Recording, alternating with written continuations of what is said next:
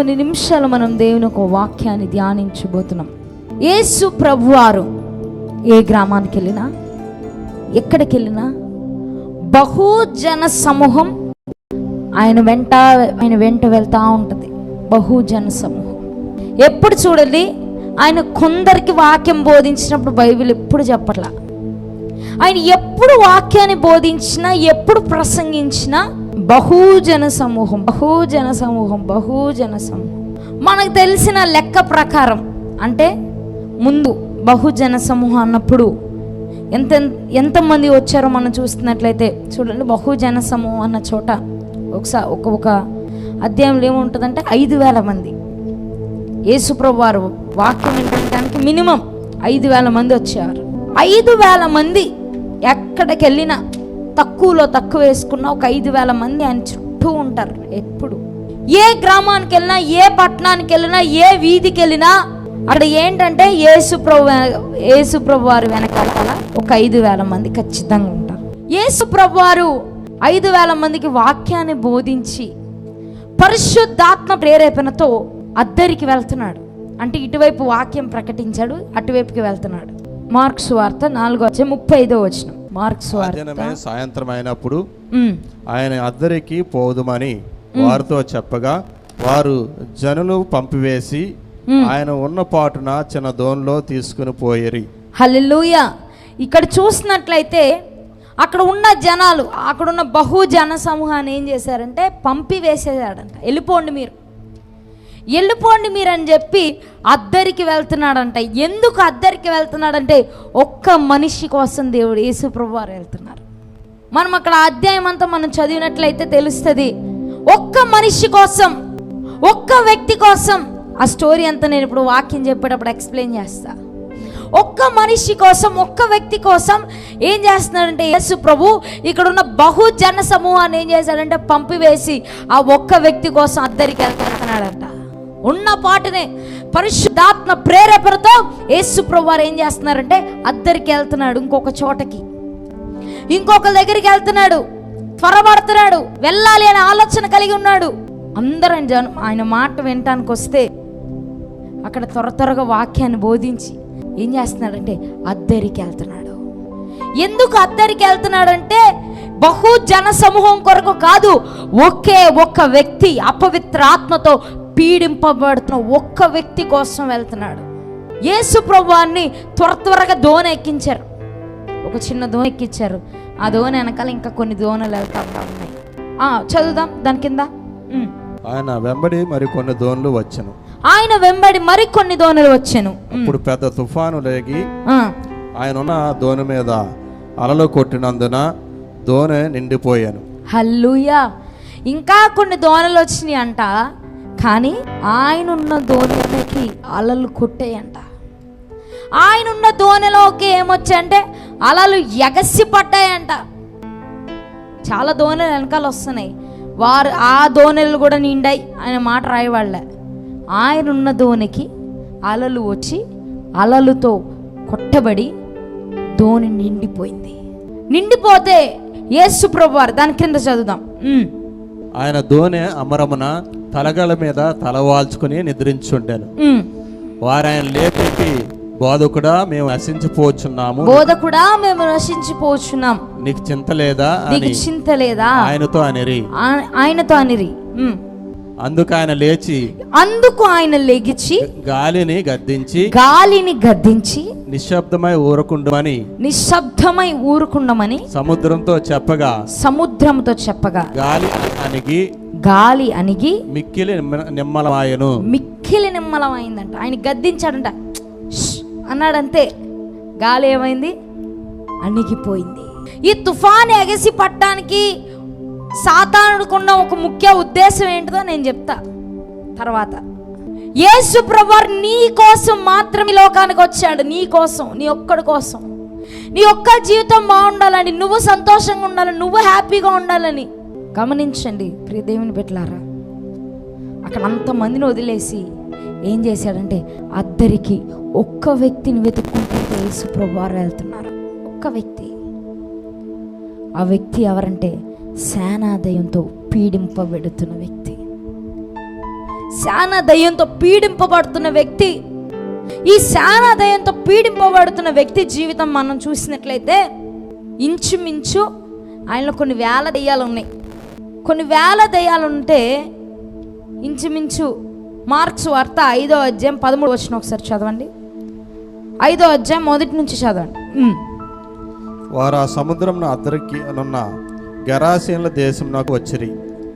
గెరాసీనులు అనే దేశానికి వెళ్ళాడు దేవుడు యేసు ప్రభువు. దగ్గరనే అపవిత్రాత్మ పట్టిన వాడు ఒకడు సమాధిలో నుండి వచ్చి ఆయనకి ఎదురుపడాను. వాడు సమాధుల్లో వాసము చేసేవాడు. సమాధిలో వాసం చేసినవాడు. సంఖ్యలతోనైనను ఎవడును వాడిని బంధింపలేకపోయాను. ఎవడు వాడిని బంధింపలేకపోయారు. పలుమార్లు వాడిని కాళ్ళను చేతులను సంఖ్యలు వేసి బంధించినను.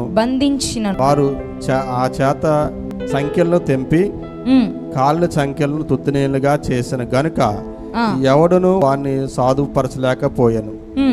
వాడు ఎల్లప్పుడూ రాత్రింబగళ్ళు సమాధుల్లోను కొండలోయల్లోనూ కేకలు వేయచ్చు తన్ను తాను రాళ్ళతో గాయపరుచుకుని చుండెను. వాడు దూరం నుండి యేసును చూచి పరిగెత్తుకుని వచ్చి ఆయనకు నమస్కారం చేసి, యేసు సర్వోన్నతుడైన దేవుని కుమారుడా, నాతో నీకేమి, నన్ను బాధపరచుకోమని దేవుని పేరట నీకు ఆనబెట్టుచున్నానని బిగ్గరగా కేక వేసెను.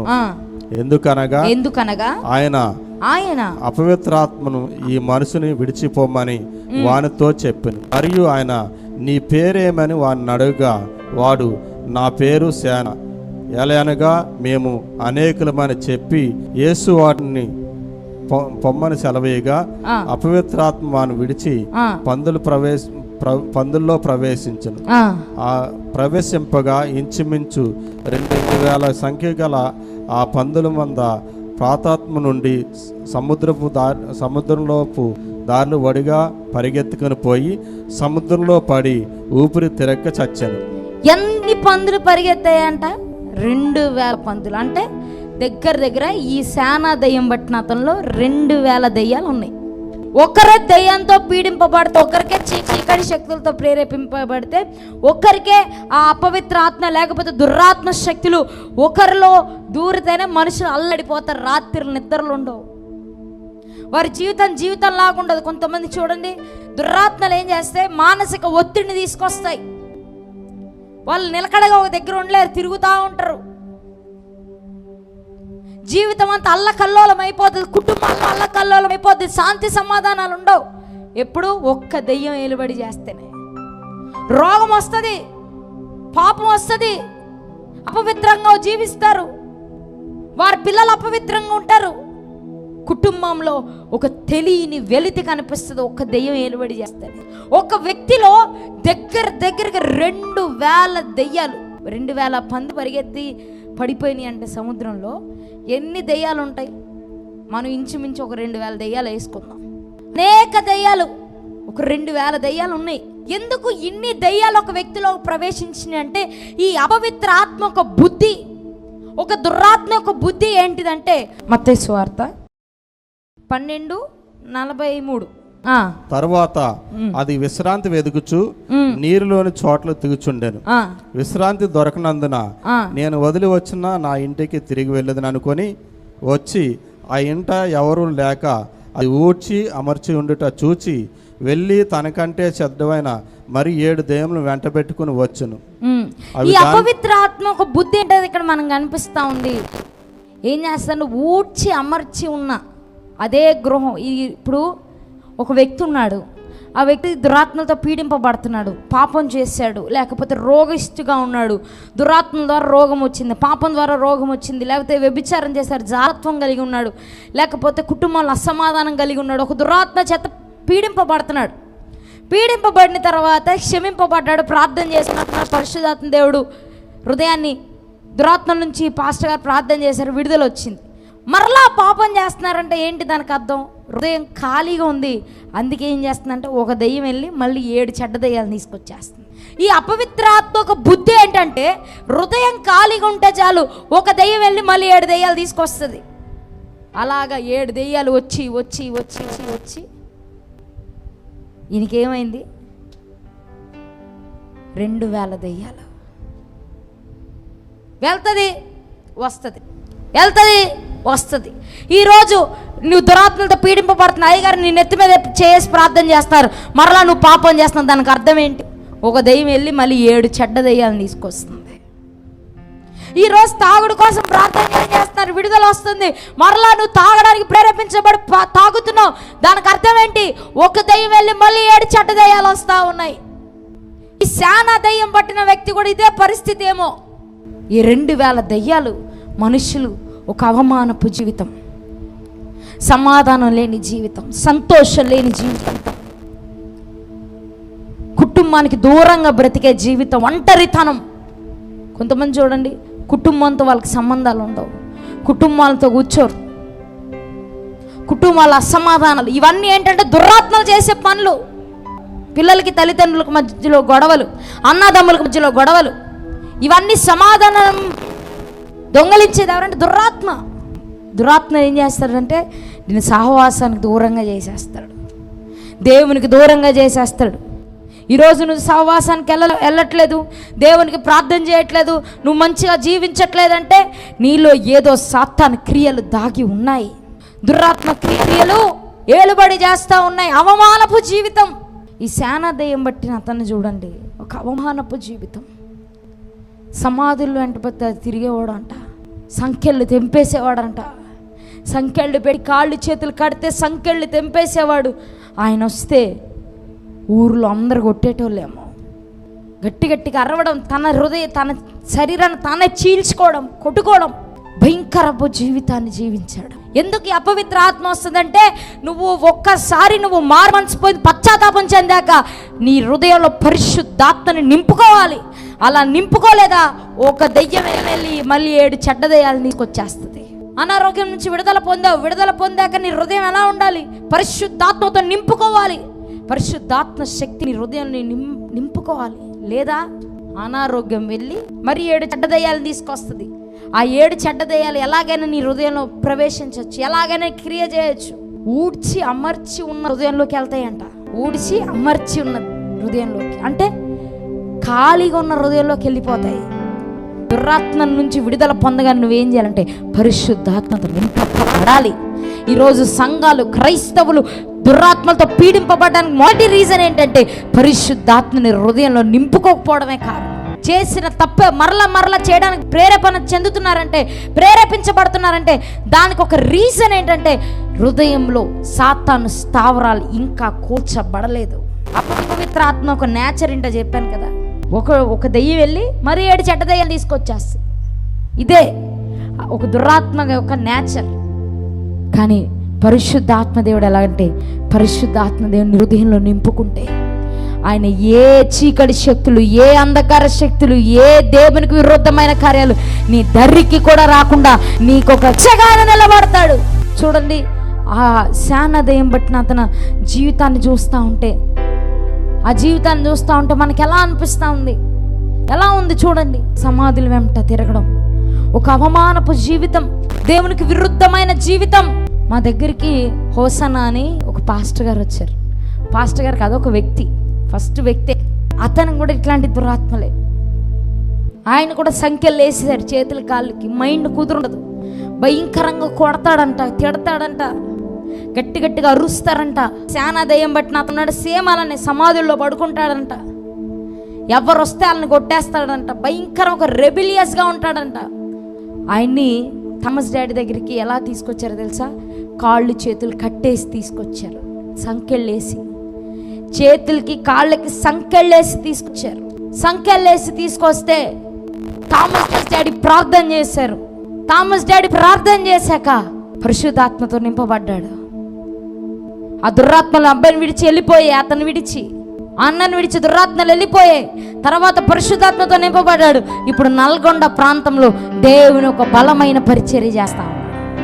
మీరు అనుకుని ఉండొచ్చు, దురాత్మలు లేవండి, మేము దైవజనులు ప్రార్థన చేసినా మేము కింద పడడం, మాకు దురాత్మలు లేవు. చాలామంది ఇలానే అనుకుంటారు, కింద పడితేనే దురాత్మలు. కాదండి, దురాత్మ శక్తులు ఎలా ఉంటాయంటే ఎలాగైనా చేస్తాయి నిన్ను. ఒక అవమానపు జీవితాన్ని తీసుకొస్తాయి దురాత్మ క్రియలు. నువ్వు యేసు ప్రభుని సొంత రక్షకునిగా స్వీకరించిన తర్వాత నువ్వు పరిశుద్ధాత్మతో నింపబడకపోతే, నీ హృదయాన్ని వాక్యంతో నింపుకోకపోతే, నీ హృదయాన్ని పరిశుద్ధాత్మతో నింపుకోకపోతే దురాత్మలు ఖచ్చితంగా నిన్ను ఏలుబడి చేస్తాయి. చాలా మంది చూడండి, ఒక అవమానపు జీవితం, ఒక నిరాశ జీవితం, సమాధానం లేని జీవితం, కుటుంబంలో వారి పిల్లలు అపవిత్రంగా ఉంటారు, చిన్న వయసులోనే తాగుడికి బానిసలైపోతారు, చిన్న వయసులోనే భయంకరమైన చెడు ఆలోచనలతో ఉంటారు. ఎందుకు అంటే వారిలో దురాత్మ శక్తులు క్రియ చేస్తూ ఉన్నాయి. ఈరోజు ప్రియ దేవుని బిడ్డలారా, ఈ శాన దయ్యం పట్టిన ఒక్క వ్యక్తి కోసం దేవుడు 5,000 మందిని విడిచిపెట్టి ఏం చేశాడంటే ఒక్క వ్యక్తి కోసం తిరిగి వచ్చాడు. ఒక్క వ్యక్తి కోసం వచ్చాడు. ఒక్క వ్యక్తి కోసం పట్టణానికి వచ్చాడు. గెరాసేను అనే పట్టణానికి ఒక్క వ్యక్తి కోసం యేసు ప్రభువారు వచ్చాడు. ఈరోజు నీ ఒక్కడి కోసం, నీ కోసం ఆయన వచ్చాడు. నీ కోసం ఆయన రక్తం కార్చి వచ్చాడు. నీ పాపాల కోసం ఆయన ప్రాయశ్చితం చేశాడు. నీ కోసం నువ్వు బాగుండాలి, నువ్వు మంచి జీవితాన్ని జీవించాలని ఆయన నీ కోసం ఈ లోకానికి వచ్చాడు. ఒక్క వ్యక్తి కోసం బహుజన సమూహాన్ని ఏం చేశాడంట, పంపేశాడంట. వెళ్ళిపోదాం, శిష్యులతో చెప్పాడంట, మనం అందరికి వెళ్దాం, పంపించేయండి వాళ్ళని.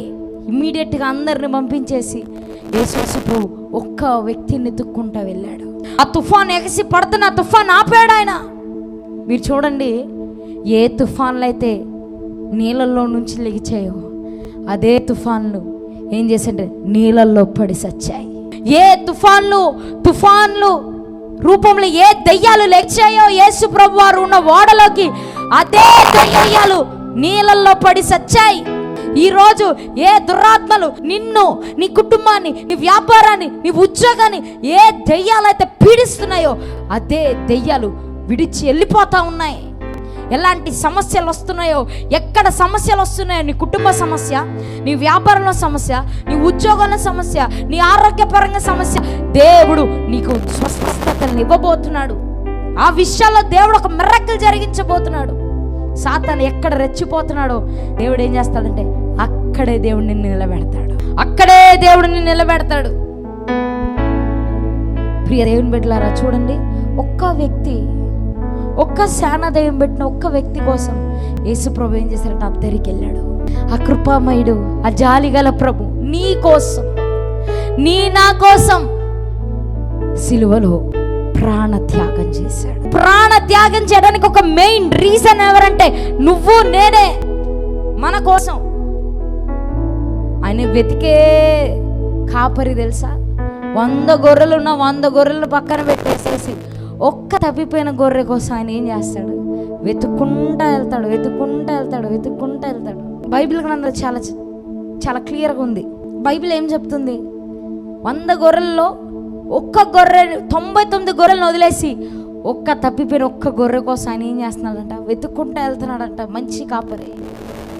ఈరోజు యేసు ప్రభు మనకు ఒక మంచి కాపరిగా, శాన దయ్యం పట్టిన ఒక్క వ్యక్తి కోసం ఆయన అద్దరికి వెళ్ళాడు. ఎందుకు వెళ్ళాడంటే ఒక ముఖ్య ఉద్దేశం దాని వెనక ఉంది. మార్కు సువార్త 5వ అధ్యాయం 20వ వచనం చూస్తే, ఈ శాన దయ్యం పట్టిన వ్యక్తి ఏం చేస్తున్నాడంటే ప్రభు కొరకు పరిచారకుడిగా పరిచర్య చేసే వ్యక్తిగా మారిపోయాడు. చూడండి, మత్తయి సువార్త 5వ అధ్యాయం 20వ వచనం ఒకసారి చదువుదాం. వాడు వెళ్ళి యేసు తనకు చేసినవన్నీ డెక్కపోలికలో ప్రకటింపనారంభించెను. డెక్కపోలి అంటే అర్థం ఏంటంటే, డెక్క అంటే 10, పోలి అంటే పట్టణాలు. 10 పట్టణాలలో ఏం చేశాడంటే క్రీస్తు సువార్తను ప్రకటించడం ప్రారంభించాడు. దేవుడికి ఒక ముఖ్య ఉద్దేశం ఉంది. దేవుడికి ఒక వ్యక్తిని విడిపించడంలో, ఒక వ్యక్తిని బాగు చేయటంలో, ఒక వ్యక్తిని స్వస్థపరచడంలో, ఒక వ్యక్తిని వెతుక్కొని రావడంలో దేవునికి ఒక ముఖ్య ఉద్దేశం కలదు. 10 పట్టణాల్లో ఏం చేశాడంట? స్వార్థను ప్రకటించాడంట. యేసు ఒక్కడే దేవుడు అని ఏం చేశాడంట? 10 పట్టణాల్లో ప్రకటించాడంట. ఎవరు? శాన దయ్యంతో పీడింపబడిన వ్యక్తి. ఈరోజు అపవిత్రాత్మతో నీ జీవితం ఉంటే, దురాత్మలతో నీ జీవితం ఉంటే ఎలా ఉంటుందో చెప్పా. అవమానపు జీవితం, సమాధానం లేని జీవితం, సంతోషం లేని జీవితం, కుటుంబానికి దూరంగా వెలివేయబడిన పరిస్థితులు, ఒంటరితనం. కానీ యేసుతో నీ జీవితం ఎలా ఉంటుందంటే నీకు నువ్వు ఆశీర్వాదంగా ఉంటావు, ఇతరులకు ఆశీర్వాదకరంగా ఉంటావు. యేసు ప్రభువారికి ఒక ముఖ్య ఉద్దేశం ఉంది. 5,000 మంది కాదు, ఈ ఒక్కడి కోసం నేను వెళ్తే 10 పట్టణాలు బాగుపడతాయి. 10 పట్టణాలు యేసు ప్రభుని తెలుసుకుంటారు, 10 పట్టణాలు యేసు ప్రభుని సేవిస్తారు, 10 పట్టణాలకి దేవుని సువార్త వెళ్తుంది అని ముఖ్య ఉద్దేశం. ప్రియ దేవుని బిడ్డలారా, నేను లాస్ట్ కన్క్లూజన్కి వచ్చేసాను. దేవుడు ఒక్క వ్యక్తి కోసం, ఒక్క శాన దయ్యంతో పీడింపబడుతున్న వ్యక్తి కోసం ఎలాగ అద్దరికి వెళ్ళాడో, ఎలాగా ఇక్కడి నుంచి ఇంకొక దానికి వెళ్ళి అల్లు లెగుస్తున్న, తుఫాను లెగుస్తున్న అన్ని నిమ్మలపరిచి ఎలాగ అద్దరికి వెళ్ళి శానా దయ్యంతో పీడింపబడుతున్న వ్యక్తిని ఎలా విడిపించాడో, అదే దేవుడు నీ కోసం నా కోసం సిలువలో ప్రాణత్యాగం చేసేసి, ఆ కలువారి సిలువలో ఏ నేరం చేయని యేసు ప్రభు, నేరం అంటే తెలియని యేసు ప్రభు, పాపం అంటే తెలియని యేసు ప్రభు, దరిద్రత అంటే తెలియని యేసు ప్రభు, శాపం అంటే తెలియని యేసు ప్రభు, వేదన అంటే తెలియని యేసు ప్రభు నీ కోసం నా కోసం కల్వారి సిలువలో ఆయన రక్తం కార్చి ప్రాయశ్చిత్తం చేసి మనకు విమోచననిచ్చాడు. ఆయన మనకి విమోచన ఇవ్వాలని, మనకి పరలోక రాజ్యం ఇవ్వాలని, మనం యేసుని తెలుసుకోవాలని, పరలోక తండ్రితో ఏకమై ఉండాలని ఆయన ఏం చేశాడు? నువ్వు నేను తెలుసుకోవాల్సిన ఒక మెయిన్ ఇంపార్టెంట్ థింగ్ ఏంటంటే, నీ కోసం నా కోసం కలువారి సిలువలో రక్తం కార్చాడు ఆయన. ఒక్కరి కోసం, ఒక్క ఆత్మ కోసం, ఒక్కరి కోసం ఆయన పరలోకాన్ని విడిచిపెట్టి, తండ్రి స్థానాన్ని విడిచిపెట్టి ఒక మనుష్య కుమారుడిగా, ఒక మనిషిగా ఈ లోకానికి రావడం ఒక ముఖ్య ఉద్దేశం ఏంటంటే, పాపులమైన మనల కోసం ఆయన వచ్చాడు. ఈరోజు నువ్వు తెలుసుకోవాల్సింది ఏంటంటే, ఆ ప్రాణ త్యాగం చేసిన యేసు కొరకు మనం ఏదైనా చేయగలగాలి. స్వస్థపరిచిన యేసు ప్రభు కొరకు ఏదైనా చేయగలగాలి. బాగు చేసిన యేసు ప్రభుకి ఏదైనా చేయగలగాలి. మనకు సమాధానం, సంతోషం, ఆరోగ్యం, ఉత్సాహం, ఉల్లాసం ఇచ్చిన యేసు ప్రభు కొరకు మనం ఏదైనా చేయగలిగితే ఆయన ఎంతో పరలోకం మనల్ని చూసి ఆనందిస్తుంది. దేవుడు మీతో మాట్లాడాడు అనుకుంటున్నాను. దేవుడు మనందరితో మాట్లాడాడు అనుకుంటున్నాను. ఒక్క వ్యక్తి కోసం అంతమంది జన సమూహాన్ని పంపివేసి ఒక్క వ్యక్తి కోసం వెతుక్కుంటా అద్దరికి వెళ్ళాడంటే, ఆయన ఎంత ప్రేమిస్తే, ఎంత కరుణిస్తే, ఎంత జాలి పడితే, ఆయన ఎంత ప్రాణ త్యాగం చేయడానికి ఇష్టపడితే. సాతాను ఏమనుకున్నాడు?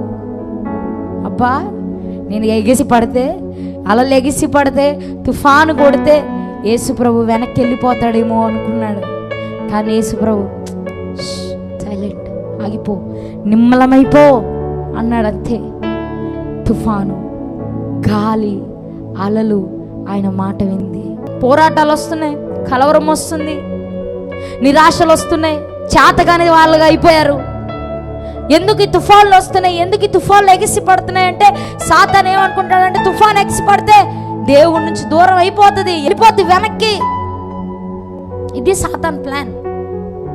దానికి తోడు మనుషులు, చుట్టూ ఉన్న ప్రజలు ఇంకా మనపై భయపెడతా ఉంటారు. ఎలాగే యేసు ప్రభుని శిష్యులు భయపెట్టారో సేమ్ అలానే అలా భయపెడతా ఉంటారు. పరిస్థితులు భయపెడతాయి, కలవరాన్ని తీసుకొస్తాయి, నష్టాన్ని తీసుకొస్తాయి, వేదనను తీసుకొస్తాయి, పోరాటాన్ని తీసుకొస్తాయి. కానీ నువ్వెలా ఉండాలంటే, ఎదిరించి నా ఓడలో యేసే ఉన్నాడు, నా జీవితంలో యేసే ఉన్నాడు, నేను సోలిపోను, నేను కూలిపోను, నేను నశించిపోననే ఒక ముఖ్య ఉద్దేశంతో అడుగు వేయడం ప్రారంభించారు. ప్రభు మీతో మాట్లాడినట్లయితే మీకోసం చిన్న ప్రార్థన చేస్తా.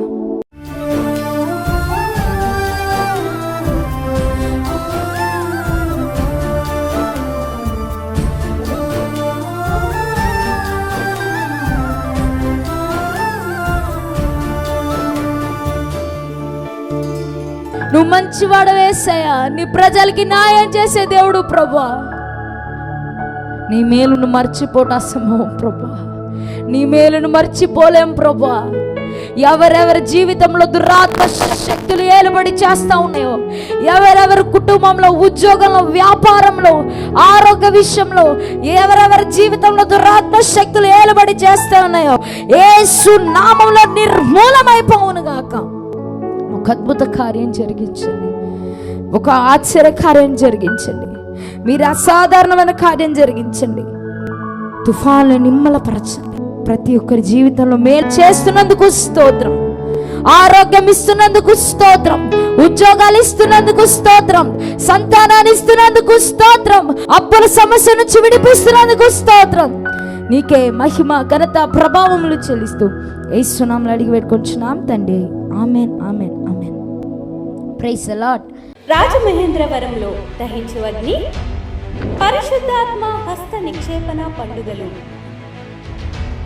జూలై 8, 9, 10, 11 తేదీలలో ప్రతిరోజు ఉదయం 10 గంటల నుండి ప్రారంభించబడును.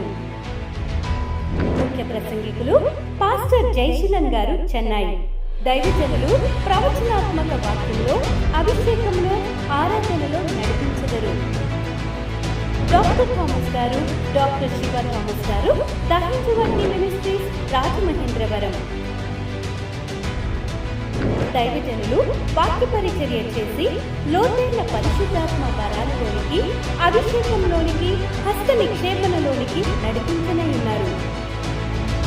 700 మందికి మాత్రమే ప్రవేశం కలదు. ముఖ్యముగా సేవకులకు ప్రాముఖ్యత ఇవ్వబడును. రిజిస్ట్రేషన్ ఫీజు 300 రూపాయలు మాత్రమే. ముందుగా రిజిస్ట్రేషన్ చేయించుకొనవలెను. స్థలం దహించు అగ్ని ఆడిటోరియం, రాజమహేంద్రవరం.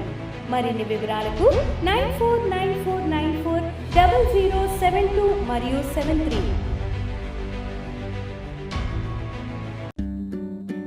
ఇది కుటుంబ ఆశీర్వాద కూడిక. ఇక్కడ మేము మా కుటుంబాలను కట్టుకున్నాం. మరి మీరు? అయితే ప్రతి శుక్రవారం రాజమహేంద్రవరంలో జరిగే ఈ కుటుంబ ఆశీర్వాద కూడికలో పాల్గొనండి. ఈ కూడిక జరుగు స్థలం దహించు అగ్ని ఆడిటోరియం, నటరాజ్ థియేటర్, రాజమహేంద్రవరం. సికింద్రాబాద్ లో దహించు అగ్ని అద్భుత అసాధారణ కూడిక ప్రతి శనివారం సాయంత్రం 5 గంటల నుండి ప్రారంభించబడును. స్థలం SPG church ground, alpha hotel వెనుక, సికింద్రాబాద్. మరిన్ని వివరాలకు 9494940074 మరియు 75. రాజమహేంద్రవరంలో దహించు అగ్ని అభిషేక ఆదివారపు ఆరాధన ఇప్పుడు ప్రతి ఆదివారం ఉదయం 9:30 నుండి ప్రారంభించబడును. తప్పక పాలు పొందండి, దైవిక ఆశీర్వాదం పొందండి. స్థలం దహించు అగ్ని ఆడిటోరియం, నటరాజ్ థియేటర్, రాజమహేంద్రవరం. మీ ప్రార్థన అవసరతలకు 9494940072 మరియు 73. ఈ టీవీ కార్యక్రమాన్ని చూసి ఆశీర్వదించబడినట్లయితే దహించు అగ్ని టీవీ పరిచర్యకు మరియు బ్లెస్సింగ్ ల్యాండ్ కు సహకరించండి. దహించు అగ్ని trust current account number 357222444370, State Bank of India, main branch, Rajamahendravaram. My address doctor Thomas, దహించు అగ్ని మినిస్ట్రీస్, తుమ్మలోవా, రాజమహేంద్రవరం.